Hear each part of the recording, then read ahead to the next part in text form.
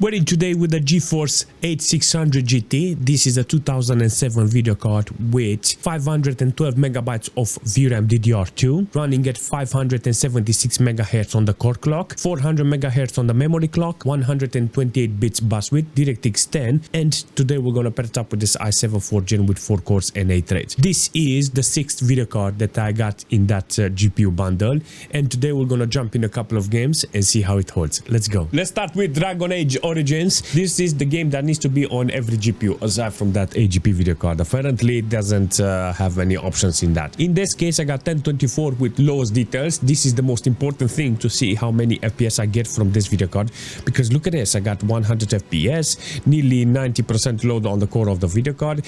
It's a passive cool video card, so I put a fan underneath so I can keep the video card cool in order to not stress it or create any problems. But at the base I just wanted to see how the video card is looking and how it's performing in this case. Got only 250 megabytes of VRAM utilization. The temperature is good because I put that fan on the side. Very interesting performance overall, but I do like the performance this video card is offering here, but I think there is a chance either to put higher resolution or more details.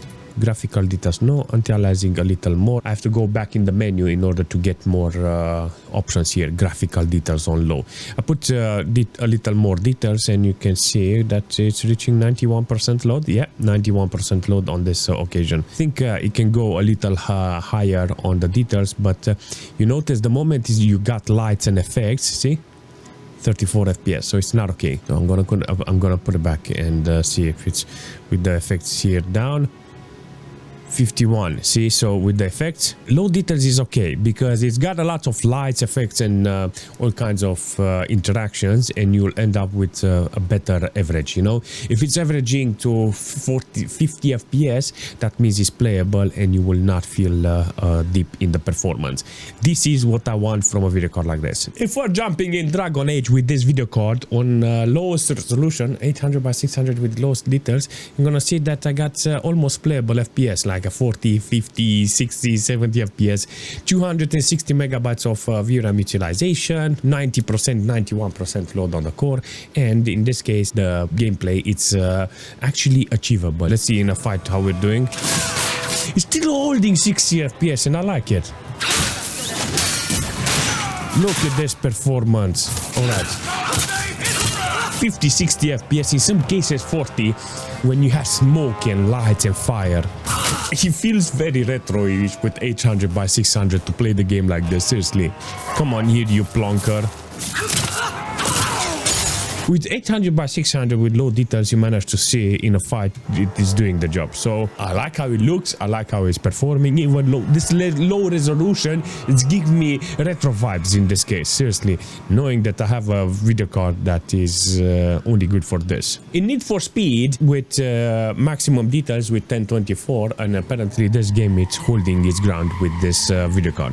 I like it. I like this idea that the video card is being utilized at maximum with nearly 200 megabytes of VRAM and offer me 60-70 FPS on average. I like this idea. In this situation, the video card is still holding pretty well. There's no problem on actually playing the game. On the system side, I got 4.5 gig of system RAM used, barely 10% load on the CPU with 15 watts consumption. Not a big problem. On the overall performance from the wall with this computer, I got 130 watts. So when it comes to efficiency, the whole computer is doing great. You know, this video card is utilized, but yeah, the whole wattage thing, it's out of the question. This is a good draw from the wall, you know.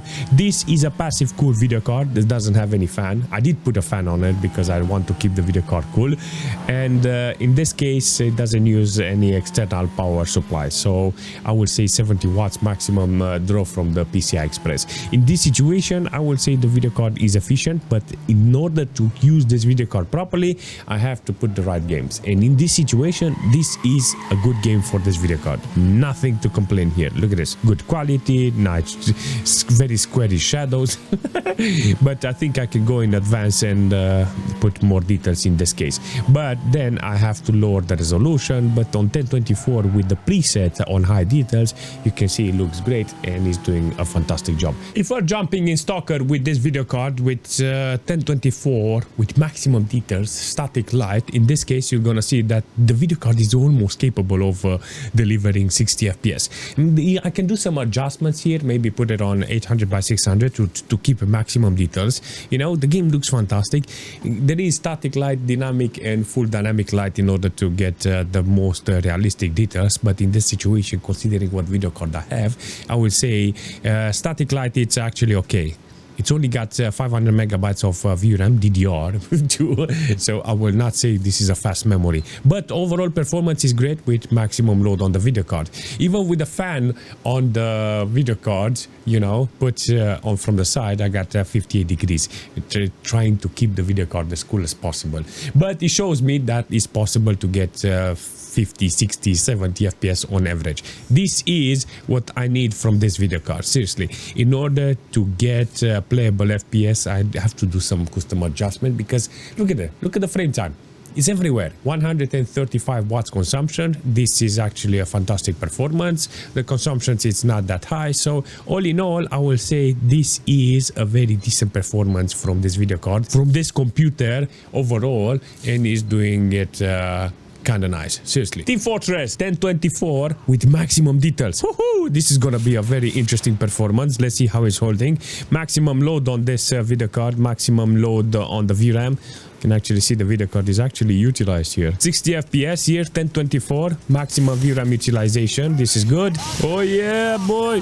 Look at that, 50 FPS on average, still holding pretty well. The temperature on the video card is good. 55 degrees with this bad boy. It's actually good. Man, the effects on this, it's actually good. I think it needs a little lower quality because it put everything on maximum. The only thing I wanted to do here is to see if I can load up the video card core and VRAM, and apparently it does load up the VRAM. Hear me out. I put the resolution in Battlefield on 640 in order to try to make this game run with this video card, and it's so funny that I got nearly 60 FPS in this case, and it's almost working.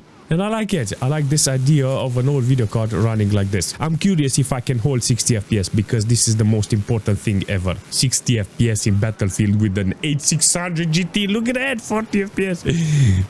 The resolution on low details. I mean, I wouldn't play the game like this with this video card, but I just wanted to see if it's starting the game. 400 megabytes on the VRAM utilization, maximum core load in this case, with 54 degrees on the core of the temperature. Doesn't have a fan, but almost a decent performance. If you're interested on playing a game like this with this video card, you need to understand that on lowest details, 640 in this case with low quality, this is how it's performing, 40-50 FPS. But I will not suggest it because this is a very good game and it's working really nice. Overall performance is great. The system doesn't have any problems. After playing a little, you can see that they managed to hold up with this system very well. 5.2 gig of system RAM, 30% load on the CPU with 35 watts consumption. All in all, I will say it's a decent performance from the computer and the GPU, but I think it needs to be put with decent games. Does it run Crysis? 800 by 600 with lowest quality. I got 60 FPS, 400 megabytes of VRAM utilized. I mean, this is it. If you're interested on playing Crysis with this video card, you can, but you have to put it on the lowest resolution. Look at this. Oh yeah, definitely. Not gonna lie, this is a very ideal situation in which this video card is operating. Look at this, nice frame time, everything is flat, doesn't stress the video card. All in all, this is good. You know, if you're interested on putting more resolution, you can. If you're interested on putting more details, maybe some anti-aliasing details, shadows and stuff like that, there is still room because I only got 397 megabytes of VRAM. I think if I play around and move around, you're gonna see that VRAM is gonna be filled up. But the problem is 99% 100% load on the core, and there is not a lot of buffer because I only got 70 FPS on average, 80 in some cases.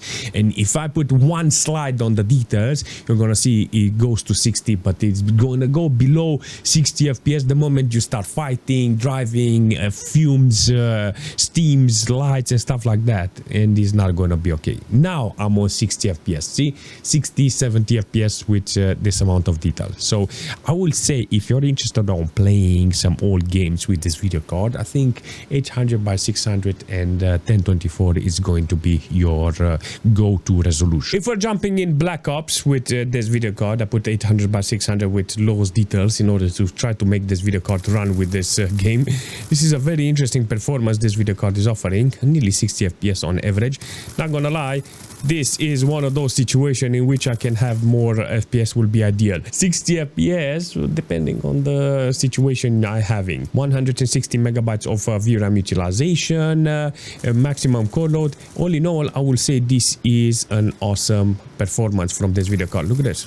On the CPU side, I got like 20% load on the CPU. It's holding pretty well. Not a bad thing to see from the CPU side. 4.5 gig of system RAM utilized here. 20 watts consumption from the CPU. The temperature is good on the CPU and the system is doing really well. Can't say nothing bad about it because this is what you get from this computer. You know, it's a decent CPU. So in this case, the CPU is helping me a lot. You know, the video card is not, but the CPU it's definitely good in this case. I don't want to say a lot of bad things about it because it was very cheap. Ideal would be to find the right games for this and everything will be okay. Like I managed to do today, I just wanted to show you an alternative when it comes to buying a new game. You can actually buy a couple of old video cards and you can build some old machines with them.